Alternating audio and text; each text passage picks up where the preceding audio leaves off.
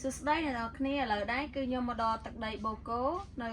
ខាងខេត្តកំពតយើងហ្នឹងឥឡូវយើងមកបានមើលខាងនេះដូចជាចំការស្ទ្រូប៊េរីអ្នកនរគ្នាឃើញនេះស្ទ្រូប៊េរីល្អណា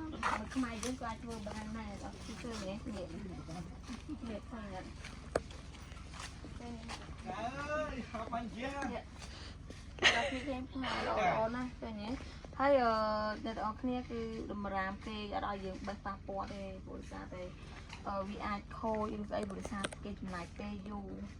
អូកុំភ្លេចបំរាមមួយទៀតថោស្អីអូយអ្នកនរគ្នានេះល្អណាស់ភ្លុះហ៎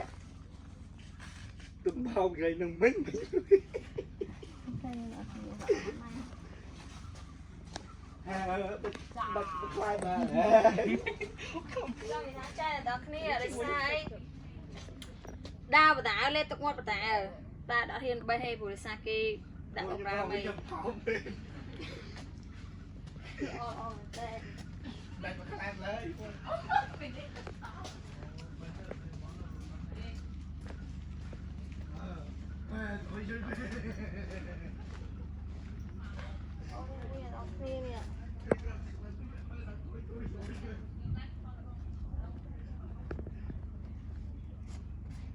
អូមែនតើ